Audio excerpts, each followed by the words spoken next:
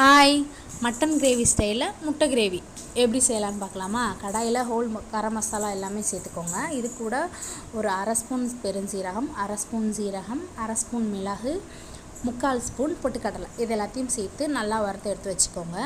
அதுக்கப்புறம் தனியாக நம்ம தக்காளி வெங்காயமும் சேர்த்து வதக்க போகிறோம். இதுக்கு ஒரு மீடியம் சைஸ் பெரிய வெங்காயம், ஒரு 3 தக்காளி. இது மீடியம் சைஸ் இருக்கனால நான் 3 தக்காளி எடுத்திருக்கேன். உங்ககிட்ட பெரிய தக்காளியாக இருந்தால் 2 சேர்த்துக்கோங்க. அது கூட ஒரு கைப்பிடி அளவு தேங்காய், ஒரு கைப்பிடி அளவுக்கு கருவேப்பிலை, 1 ஸ்பூன் மல்லித்தூள், 1 ஸ்பூன் மீட்டு மிளகாத்தூள்.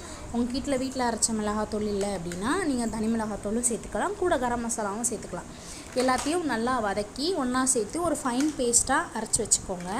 இப்போ நம்ம அதே கடாயில் எண்ணெய் சேர்த்து நான் இன்றைக்கி ஒரு 3 முட்டை சேர்த்துருக்கேன். முட்டையை சேர்த்து நல்லா வறுத்து எடுத்து வச்சுக்கோங்க.